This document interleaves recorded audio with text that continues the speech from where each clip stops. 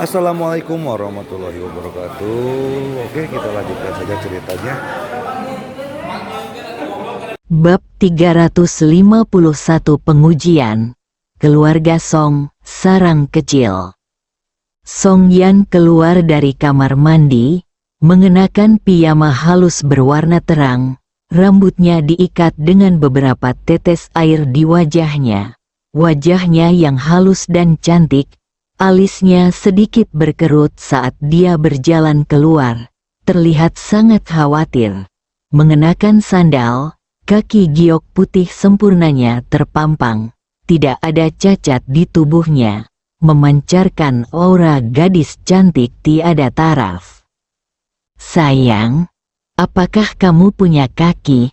Chu Chen berseru.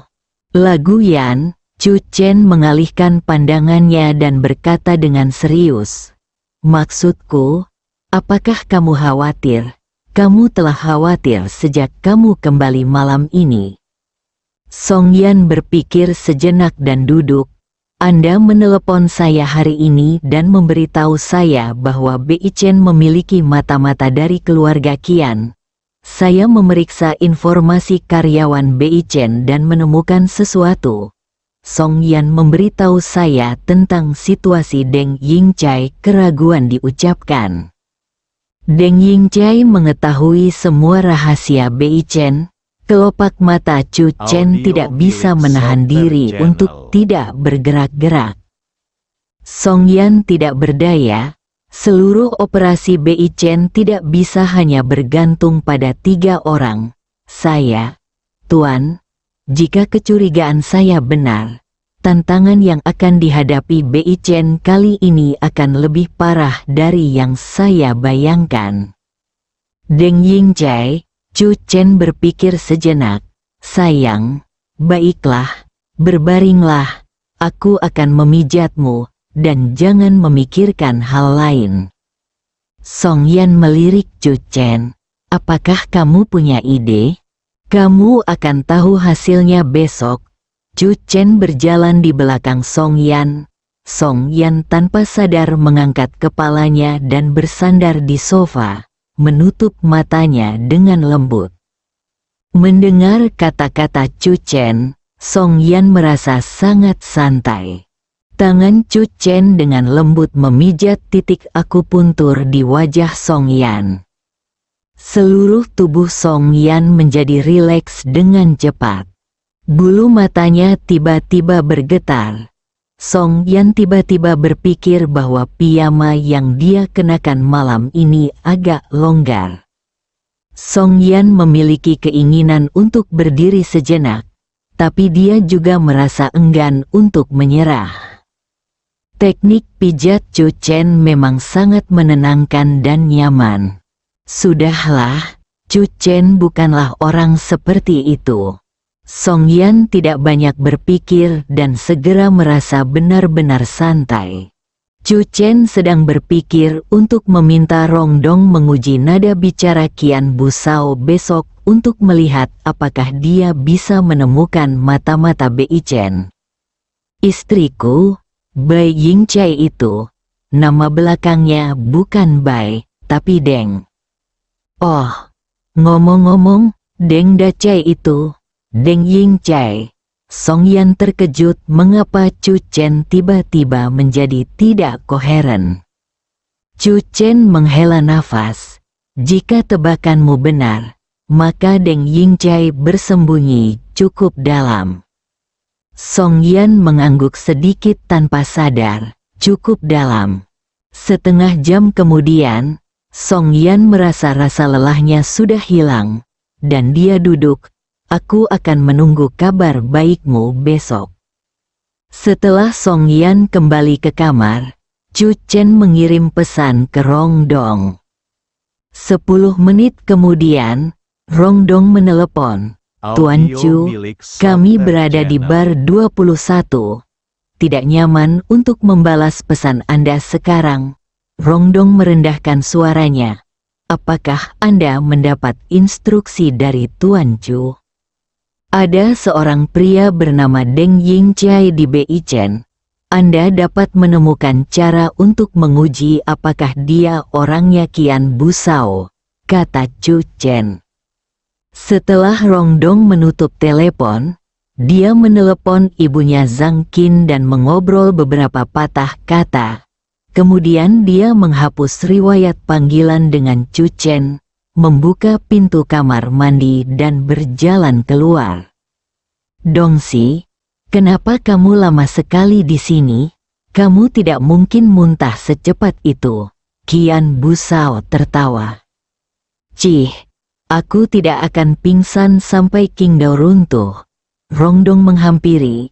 Ibuku baru saja menelepon. Itu hanya panggilan telepon. Ayo, kita lanjutkan minum. Rongdong mengambil gelas anggur dan meminum segelas anggur asing dalam sekali teguk. Cukup menyegarkan. Ye Shaohuang tertawa.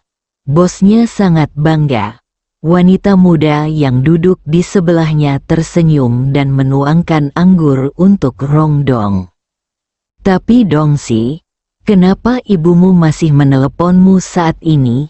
Ye Shaohuang berkata, dia tidak pernah meneleponmu saat kamu keluar. Rongdong ragu-ragu sejenak, tampak sedikit ragu. Setelah beberapa saat, Rongdong melambaikan tangannya dan berkata, kalian keluar sebentar, dan kita bertiga bersaudara akan membicarakan sesuatu. Aku akan meneleponmu lagi nanti. Setelah para wanita di dalam kotak pergi, Rongdong menghela nafas. Ini bukan karena Chu Chen, ibuku biasanya sangat menyayangiku. Dia bertekad untuk memberiku istirahat kali ini.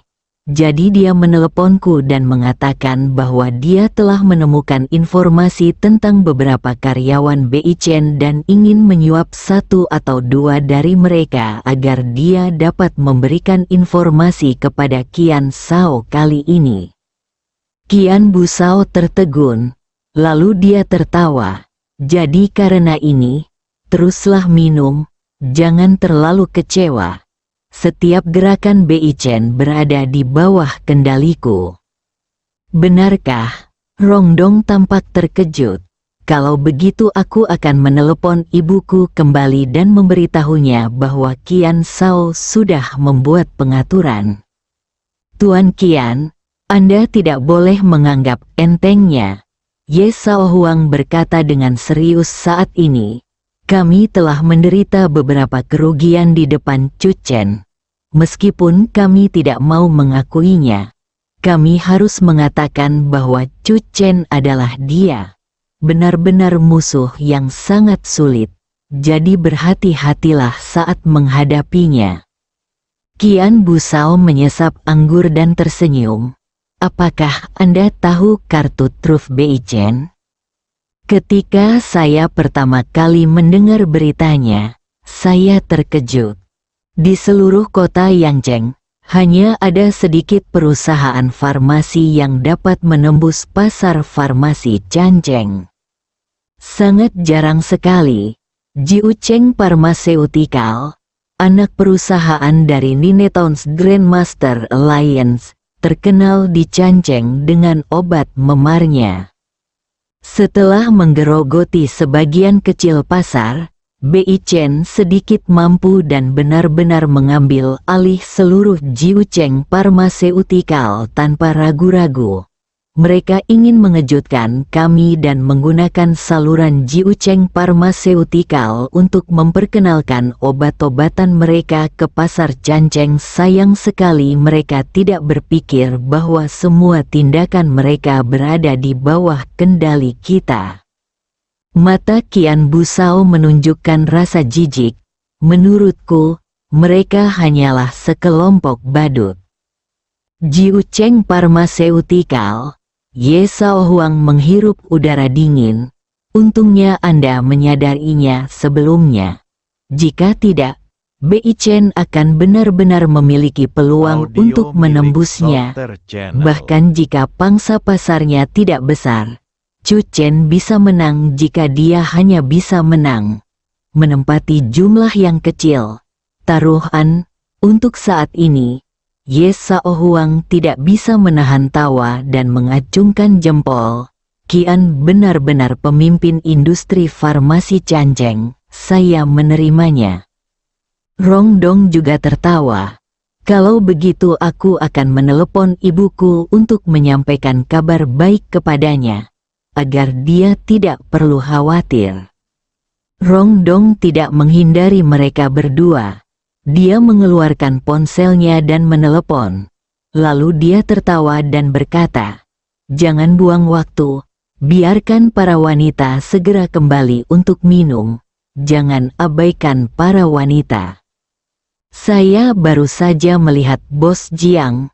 Saya jatuh cinta padanya pada pandangan pertama. Jika saya punya kesempatan malam ini, saya harus bersulang untuknya." Mata Kian Busao bersinar. Rong Dong mengangkat gelas anggurnya. "Kalau begitu aku harap kamu mendapat sedikit uang dan wanita cantik di pelukanmu." Bersulang, pukul 1 pagi, Rong Dong berjalan keluar, memanggil Chu Chen, menyampaikan informasi yang telah dia tipu kepada Chu Chen, dan menghela nafas. Saya khawatir dia akan curiga dan tidak berani menanyakan nama mata-mata itu secara langsung. "Terima kasih atas kerja kerasmu," jawab Chu Chen. Rong Dong menggelengkan kepalanya dan berkata dengan nada serius, "Ini pekerjaanku." Bab 352 Pertempuran Hegemoni Raja Singa berkembang. Keesokan paginya, ketika Song Yan bangun, dia menemukan bahwa Chu Chen sudah duduk di sofa untuk pertama kalinya. "Kami telah mengetahuinya," Chu Chen berkata. "Kian Busao memang tahu bahwa Bei Chen memiliki saluran Jiucheng Pharmaceutical. Anda mengatakan kepada saya bahwa selain Anda, Xia Yanhuan dan Xiao Bei, hanya ada Deng Yingcai saja, dan dia tidak diragukan lagi mata-mata yang dikirim oleh Kian." Song Yan terkejut. Dia memiliki 70% ekspektasi di dalam hatinya dan tidak terkejut dengan hasil ini. Tapi, bagaimana Chu Chen mengetahuinya dalam semalam? Song Yan tiba-tiba menyadari bahwa Chu Chen menjadi semakin kuat di kota Chan. Ini tentu saja merupakan hal yang baik bagi keluarga Song. Meskipun dia tidak tertarik dengan properti keluarga Song, dia adalah tulang punggung keluarga Song. "Sebaiknya jangan memperingatkannya dulu," kata Chu Chen. "Bagaimanapun, informasi Bei Chen telah dibocorkan olehnya. Solusinya sekarang adalah menggunakan trik ini dan mengirimkan beberapa bom asap melalui Deng Yingcai untuk membingungkan Kian." Song Yan mengangguk. "Saya akan mendiskusikannya dengan hati-hati dengan Tuan Xia dan yang lainnya." Song Yan mengerutkan kening, hatinya terasa berat. Kartu truf terbesar Bei Chen telah terungkap, dan kemungkinan Bei Chen memenangkan pertempuran berikutnya terlalu kecil. Sebelum keluar, Song Yan tidak bisa menahan napas dalam-dalam dan menatap Chu Chen. Jika kamu kalah taruhan dengan Tuan Kian, apakah kamu benar-benar ingin meninggalkan Canjeng?"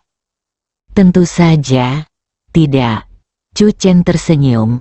"Bagaimana saya bisa kalah?" Chu Chen memandang Song Yan dengan serius dan berkata, "Ayo sayang. Aku akan menunggumu di rumah." Song Yan keluar, dan tidak lama kemudian, Nyonya Siang naik ke atas untuk membersihkan. "Bibi ketiga, semangkuk nasi lembutmu rasanya enak sekali." Kakak ipar Siang tersenyum. Dia tidak bermaksud menyindir. Karena paman ketiga tidak lagi bodoh, Nyonya Siang menjadi semakin bahagia saat dia melihatnya. Bagaimanapun, ini adalah anak yang dia rawat secara pribadi selama 5 tahun.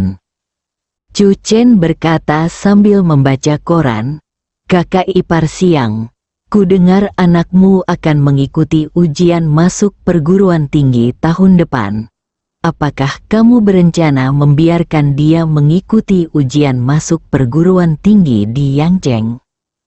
Bibi ketiga, "Apakah kamu punya saran?" Kakak ipar Siang duduk di sebelah Chu Chen.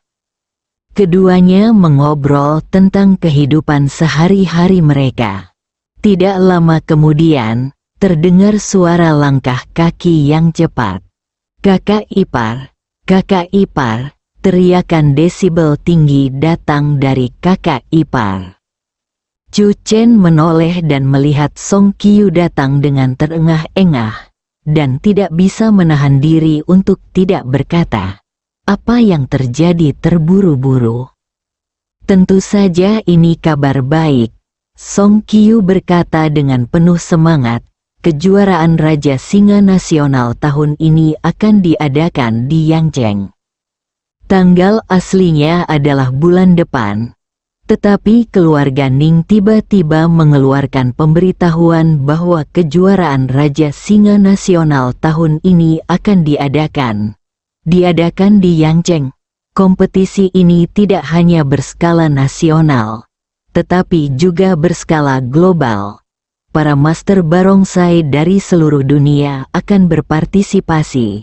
Selain itu, karena alasan khusus, kompetisi singa nasional akan diadakan dalam 5 hari.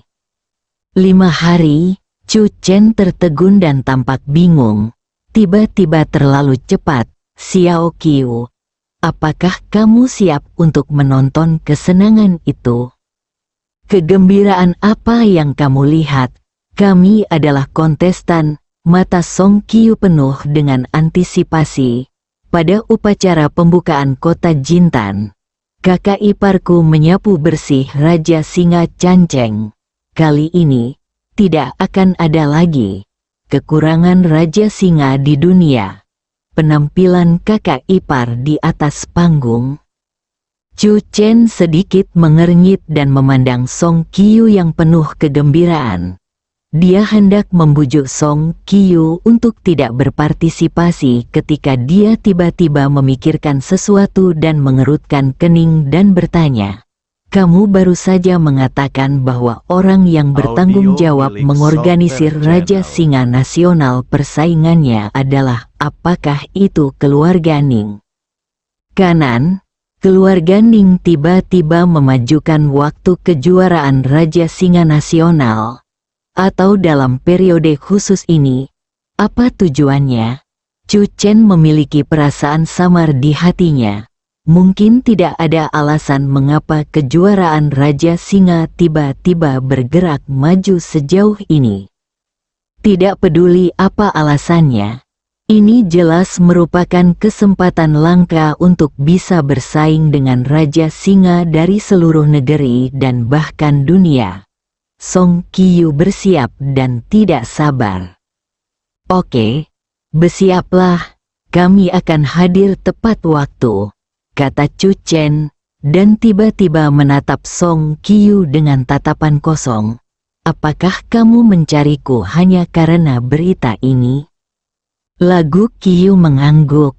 "Kamu, tidak bisakah kamu menelepon?"